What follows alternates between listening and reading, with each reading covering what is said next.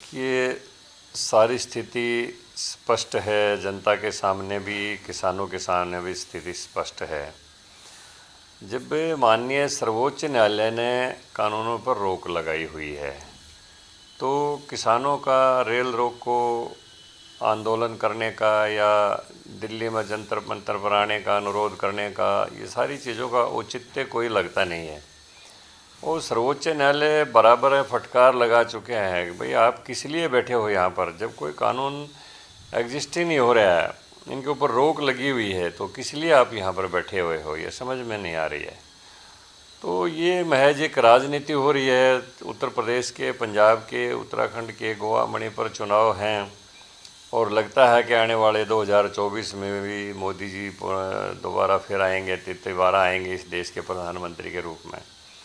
तो जो ताकतें विचलित हैं इस विषय को लेकर, वो किसानों के कंधे के ऊपर बंदूक रख के चला रही हैं। किसान कुछ भ्रमित है, कुछ जानबूझ के जानते हुए भी वो इस पटड़ी के ऊपर आना नहीं चाहता, वो कुछ राजनीतिक भावना से प्रेरित है।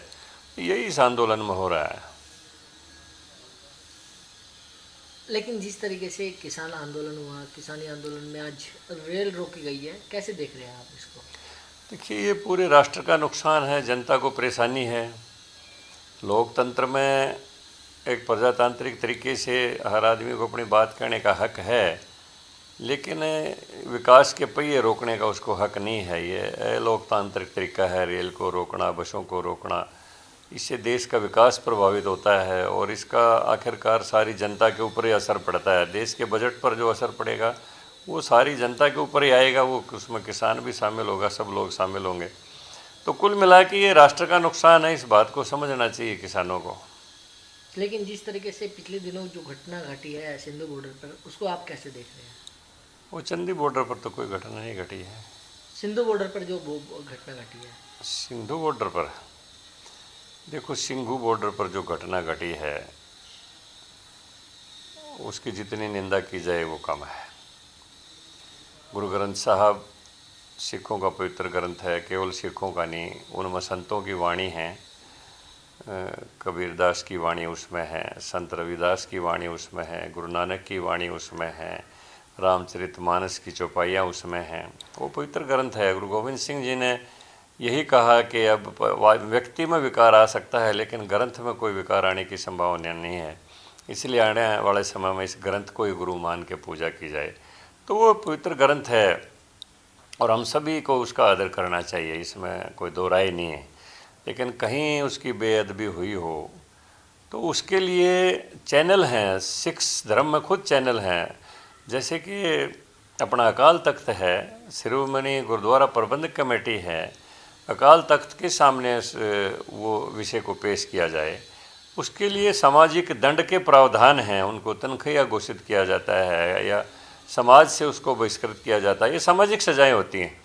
लेकिन ये अधिकार किसी को नहीं है कि किसी को बेअदबी का गुनहगार मान के और उसके हाथ पांव बेरहमी से काटे जाएं और उसको तड़पा तड़पा के मारा जाए और एक विभत्स तरीके से उसकी डेड बॉडी को बैरिकेड्स के ऊपर लटका दिया जाए।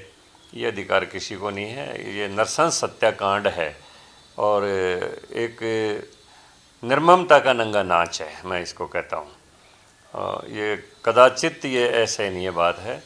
अब क्योंकि अभियुक्तों ने स्वयं में मान लिया है, अपराध स्वीकार कर लिया, सरेंडर कर लिया है, तो अब पुलिस की जांच से अब अभी चल रही है, अभी रिमांड के ऊपर हैं वो लोग अभियुक्त। उसके बाद केस न्यायालय में जाएगा, वो न्यायालय जो निर्णय करेगा। उन्होंने तो अपना अपराध स्वीकार कर लिया, उनको कोई पछतावा भी नहीं है। तो अब जो न्यायालय निर्णय करेगा वो आगे की बात आगे आएगी। लेकिन सर, आज जिस तरीके से गुरु राम रहीम को जो आज एक बार फिर उम्र कैद की सज़ा सुनाई गई है, कैसे देख रहे हैं आप? देखो, हर आदमी को अपने किए क्या भुगतना पड़ता है। चाहे वो किसी की हत्या करवाए, चाहे कोई जालसाजी करे, कोई ठगी करे, कुछ भी करे, किए की सज़ा तो भुगतनी पड़ेगी। अब इसके ऊपर मेरी क्या टिप्पणी है, वो तो अदालत में केस गया है रणजीत सिंह हत्याकांड का। अदालत में पूरी कार्रवाई चली है और अदालत ने उसको दोषी सिद्ध करार दिया है। तो उसमें मेरी क्या टिप्पणी है, वो तो अदालत का विषय है, सबके सामने है। अदालत अगर किसी को दोषी करार देती है तो वो सही है, अदालत का निर्णय स्वीकार करना चाहिए सबको, और वो करना पड़ेगा, उसमें कोई दो राय भी नहीं है। तो किए की सज़ा तो मिलेगी, परमात्मा भी देता है, कुदरत भी देती है, न्यायालय भी देता है, अपना जो जैसा करेगा वो भरेगा।